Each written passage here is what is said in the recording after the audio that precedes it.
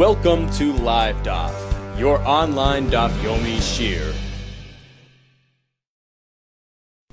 Shalom Aleichem and welcome back to today's DAF, Bava Basra, DAF Lamed Hey. We are holding on Lamed Daled, Lamed Beis, 3 lines off the bottom of the Amud. We begin with a story involving our good friends Reuven and Shimon. So Reuven says, this thing belongs to me. Shimon likewise claims the same. He says, well, it belonged to my family. He claims it belonged to his parents.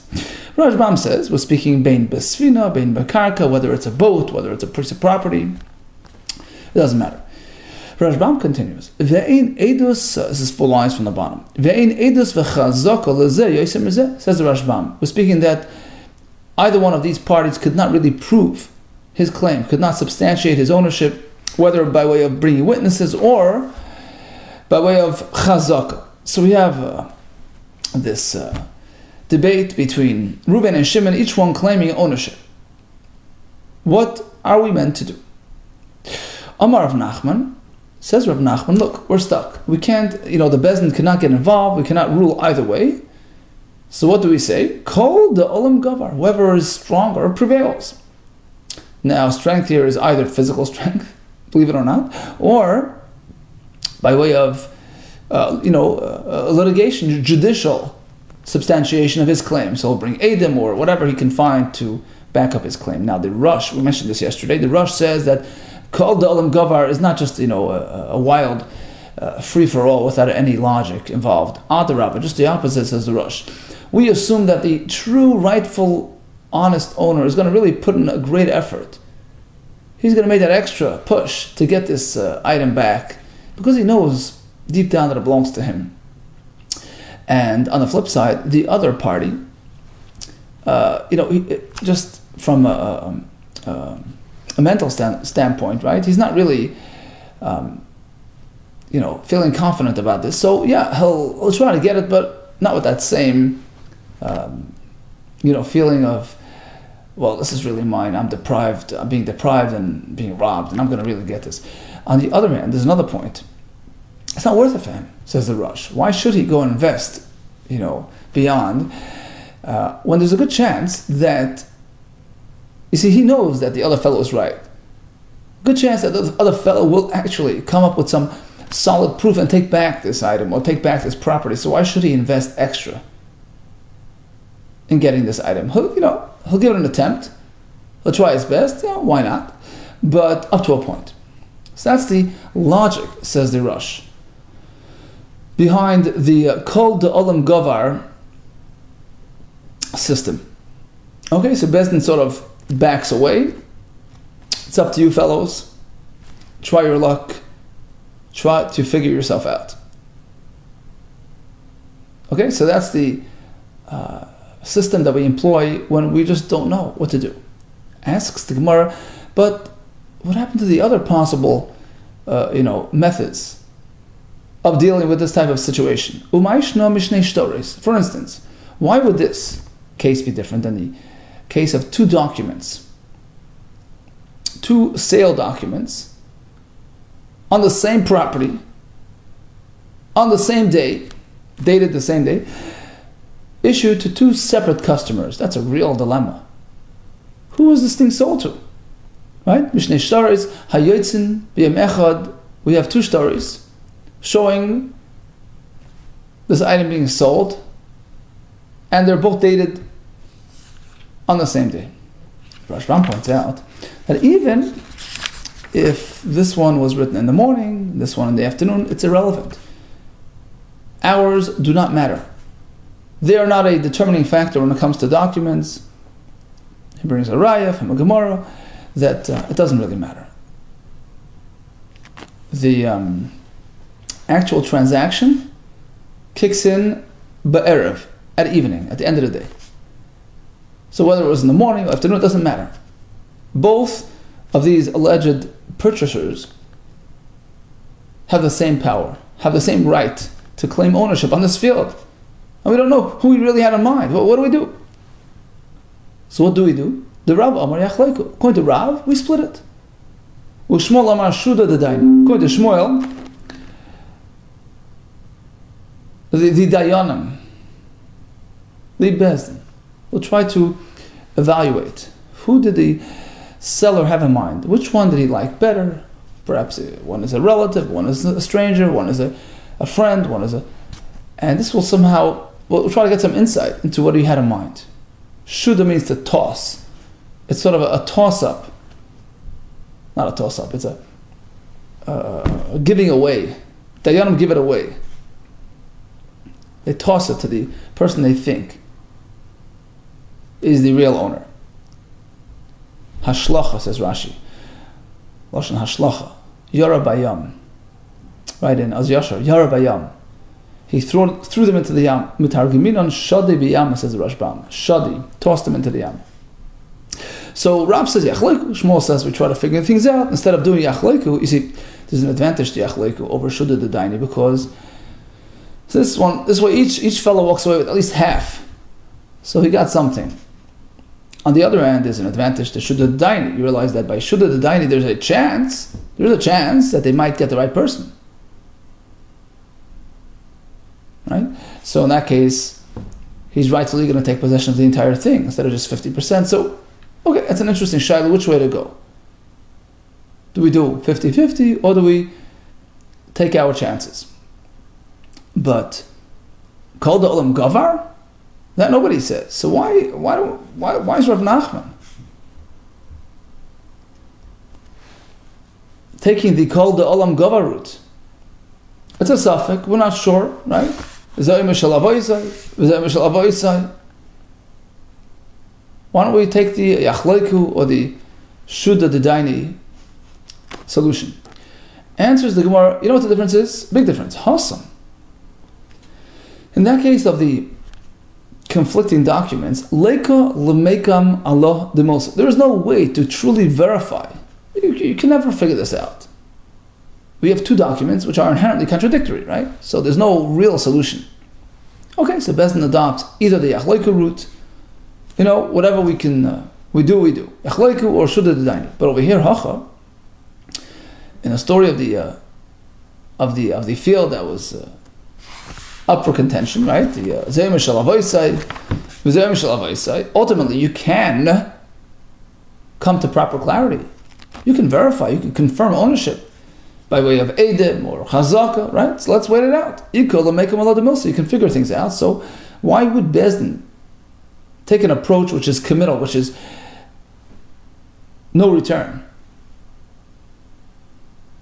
if in fact there's a good chance that you might end up verifying the facts later on? So leave it alone, just back off and let them fight it out. Asks the Gemara, hold it. But why is this different than the other case that we find in a Mishnah, Maseches Kedushin, where likewise you can eventually figure out what happened, and still the Mishnah says Bezdin does get involved and splits it amongst the parties. Why is our case of the Chazaka question, of the ownership question, different than the Mishnah in Kedushin, Hamachlef Par B'chabar? So Reuben and Shimon swapped a cow for a donkey. I have a cow, you have a donkey, we swap it through Kinyan Chalipin, says the Rashbam, which doesn't involve physical possession of the exchanged item. Basically, as soon as I am koine your chamoyer, my para automatically transfers to you. So you need not actually see the para as it's being transferred. And that is the reason why we have some confusion here, because the elder gave birth, we're not sure when it happened. While still in my possession, or after it was sold to you. In a similar case, likewise he sold a shivcha, maidservant. She gave birth, not sure when. Here the Rashbam points out that the Mishnah uses the word hamoicher. It was a sale through money. Basically, you paid me for the shivcha, but you didn't take physical, but you don't know who she is. You don't know what's happening with her. But you she gave birth. Who does that offspring belong to? Me or you? When did it happen? Before or after the sale? Reuben says, well, it happened before I sold it. It belongs to me. The Shimon likewise claims that it happened after he purchased the item. He gets the offspring. And nobody was there, nobody knows. It's still verifiable. I mean, you can theoretically produce Adam who can provide a proper, precise timeline as to what happened. We don't say Kol Da'olam Gavar like Rav Nachman. We say Yachleiku, they split it. Why? Answers the Gemara, it's still different. we understand why Yachleiku is the appropriate solution over there. Hasam over there, Lahai is Le Derara de Mamoina. Both of these individuals are connected to the item. They have a connection. They have a basis for their claim. Because the cow went from him to him. It went from Reuven to Shimon. So each fellow has firm basis for his claim of ownership. He has a connection, a monetary connection. Lahu Islay and his disputant likewise has a connection, a monetary connection to this item. So Yachleiku is the appropriate approach. Each one of them has a valid claim. Tosfos adds that even without their claims, we are in a position of limbo. We're not sure when it happened. It's a circumstantial question. It's not like, they're both introducing claims, like the case of Ze'imah Shalavoisai, he says it's his. Here we all are in the same, but we're not sure what happened. So the appropriate measure is Yachleiku. But in our story of the karka or the boat, Idamar, if it belongs to this fellow, Lo Idamar, it doesn't belong to him. Idamar, if it belongs to the other fellow, Lo Idamar, it doesn't belong to the first fellow. He's not connected. He's totally a stranger in terms of this item or this field. So over here, Yachleiku is not really a proper solution. Over here, we just say, look, back off, let them fight it out until further notice. Amri Nahardai. Okay, now let's go back to Kol Da'olam Gavar. We're not sure. We say, look, fight it out. Now what happens in Bo Echad Min Ashuk? If a third individual comes from the street, comes in, and he grabs the item that's up for contention. Believe it or not, the Bezdin does not force him to give it back. Because really, we don't even know whose it is. It could be Reuven's, it could be Shimon's, it could be none of the above. So if Levi comes and grabs it, we can't force him to pay it back. The Tani Rabbi Chia, as Rabbi Chia presents in a brisa, Gazlan shel Rabbim, person steals from the many, and we assume that he's speaking about this type of case. Two people arguing about an item, and a third person comes and grabs it. Lav Shmei Gazlan. He's not considered a Gazlan. Rashbam says, pertaining to the fact that the Dayanim cannot force him to pay it back. No, says the Gemara, Vashi Omar Lo Elam Shmei Gazlan. Of course he's a Gazlan. He has no right to take that. Look, he's not claiming ownership. I mean, he's certainly not a player here. Of course he has to give it back to them. Give it back to the two warring partners. Let them fight over it. It's one of theirs. It's not yours. You certainly don't have a right. When Rav Chia says a person who steals from a rabbin is not labeled as a gazlan, it means to his disadvantage, to his detriment. We're speaking about a person who's stealing from the multitude. He's dishonest in business or whatever, right? It's very hard. How do you find your victims? Right? A person runs a dishonest, grocery store or whatever. He's not being careful with his weight and measurements. Very difficult to repay that. That's what he meant to say. Unrelated to our story of a thing which is being fought upon by these two individuals. Now the Tosfos says it means a kasha because the Gemara does tell us in Maseches Beah that a person who is involved in stealing from the rabbim, he can rectify what he did by being involved in communal matters. Yaseh tzorchei tzibur, right? Go to the kaisel and donate some sidurim. That's all good, but it's not hashava mal yasa. That's second best. I mean, you've contributed to the community. It's a great thing. You've returned. You've given back to the tzibur, and there's always a chance that maybe your victim might benefit from you. But it's not the ideal, unless it's personal and complete. Continues the Gemara. Okay, so the standard chazak involves possession and consumption of peiros for 3 years.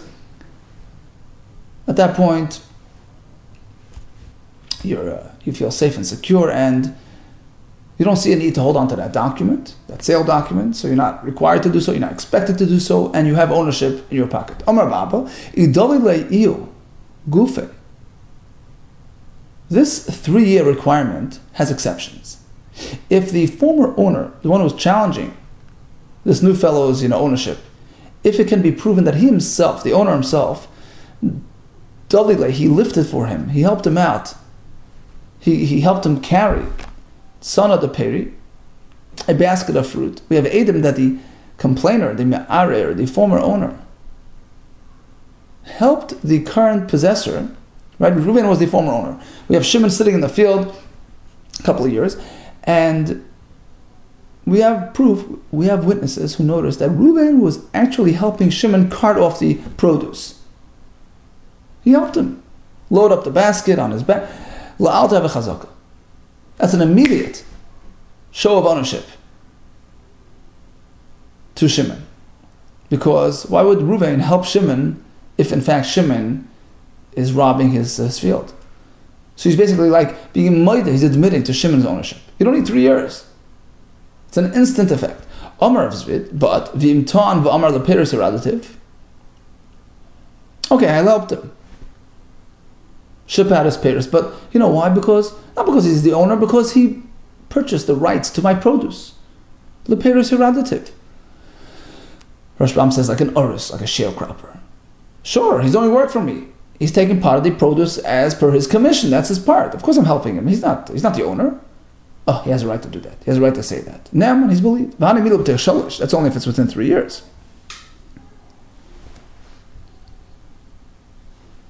Because in that case, if it's as per Shimon's claim that he's really the owner, he should have had a shtar. But once 3 years are up, you can't expect Shimon to have a shtar so long. Loi. So at this point, Reuben can no longer claim that le pero is heradative. He was just taking my peris. He had a right to buy my... Because it's after 3 years. What do you expect of him? To hold on to his document forever? You should have been meicha. You should have made this declaration ahead of time. Now it's too late. What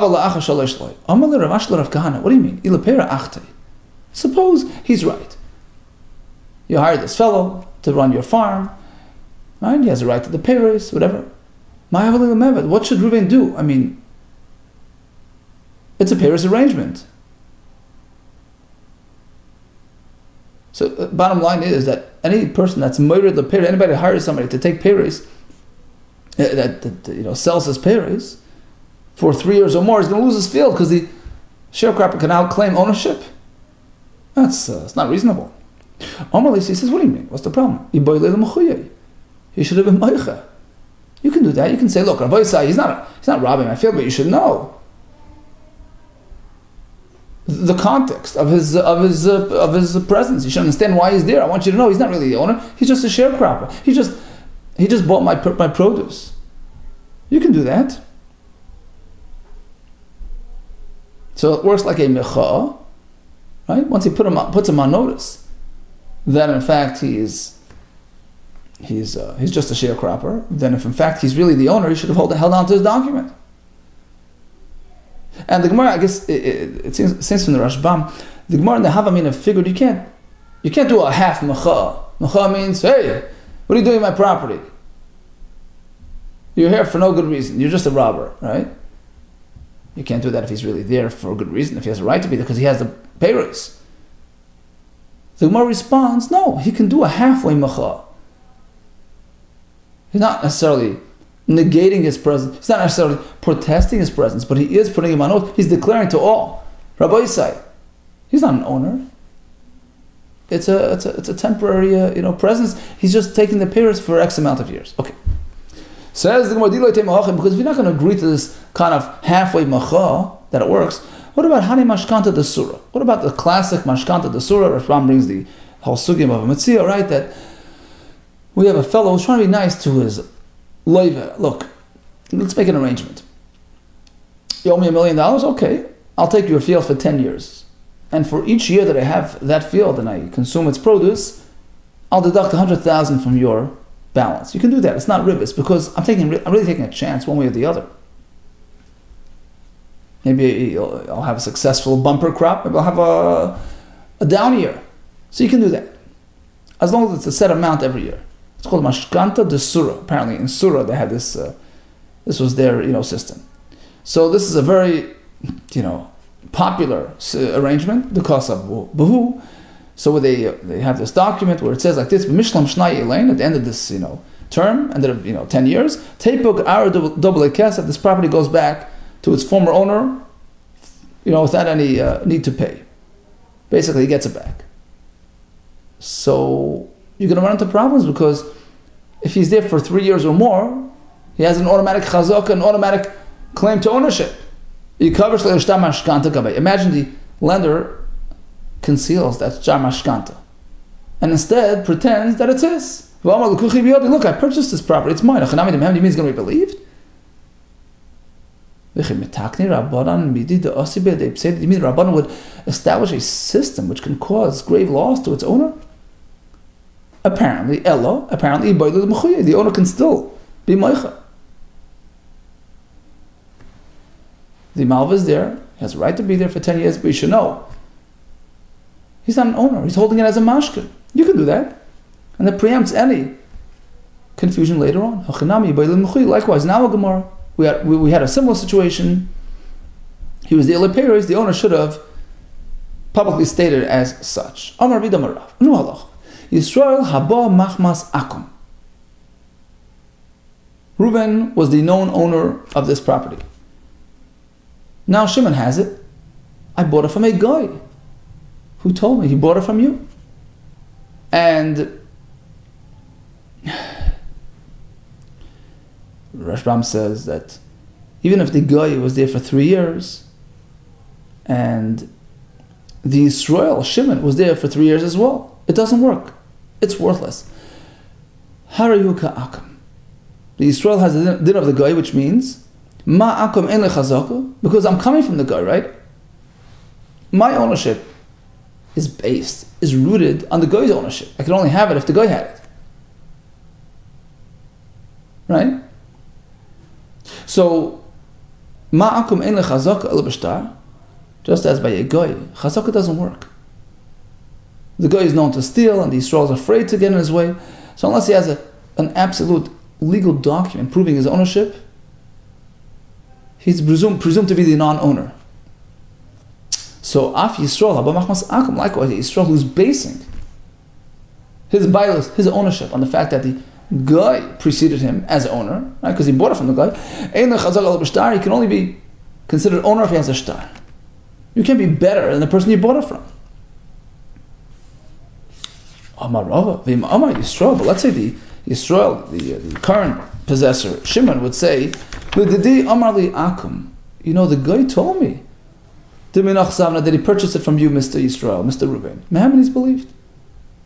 Rashbam says because ultimately the Yisrael now has a migu, because he's been here for 3 years. He could have just said, look, I don't know, I bought it from you, I have it 3 years. He chose not to do that. He chose to say the truth, so we believe him. Asks the Gemara, but hold it. He's still on shaky ground. Because the guy told me he bought it from you. Who says the guy is speaking the truth? I mean, you're basing everything on the guy's words, which are not trustworthy. How can you have a case? If the guy himself would claim that he bought it from Israel, we wouldn't believe him. And the Israel who's quoting the guy is believed. How can that be? If Israel is quoting the guy is believed. I mean, we believe you, Mr. Israel, that the guy told you that he bought it, but that doesn't amount to much. Elam Rabbi says, Rabbi, you're right. Let's revise that point that I made. It goes like this. When do we say that Israel, Shimon, can keep the field because of his chazaka? Even without a shtar, Amar Yisrael, if Shimon would claim like this, Kamei Didi, in my presence, Zavna Akaminach, I saw the guy buy it from you, Mr. Reuben. And then he turned around and sold it to me. Zavna Neali, Muhammad. In this case, he's really believed. Why? Because of the migu, right? Migu, the Ibai Amalei. Because if he would wish to lie, he would have said to Reuben, Ana, Zav Intaminach, I myself purchased it from you, and since he has chazaka, it's his. So we believe him in what he's saying, that he witnessed the sale to the guy, in which case he's on solid footing. Okay, let's go back to the beginning. We had a machlokes, dispute, zeh mishal avoisai, v'zeh mishal avoisai. Says Rav Nachman called Olam Gavar. The Gemara tells us that's because we can't figure things out. Sorry, because in this case, ultimately it could be verified, so we leave it alone. Instead of saying Yachloiku or Shuddha D'Daini, as we say in an unverifiable, stalemate. It's different in the case of the Machlo Par B'Chamar, because each one there has some sort of connection to the item. So there, the preferred route is Yachloiku.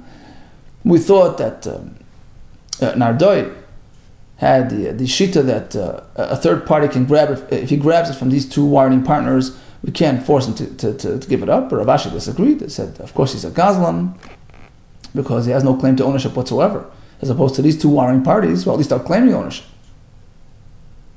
Shalosh Shanim is required for Chazakah, but if the owner actually assisted this fellow in carting off the produce, that's a right of ownership, unless he has put him on notice that he had declared that in fact this fellow was there for this specific purpose, for payraise, which is the proper approach for the mashkanta, the surah as well. You have to make a machal, otherwise you're risking losing that property. And we had the halacha that a guy who sold to Yisrael doesn't amount to much unless the Yisrael can testify that he knows, he saw, that in fact Yisrael sold it to the guy. In this case, since Yisrael has a chazakah, he's believed with a migu. All the best to you and Atzlacha Rabbah.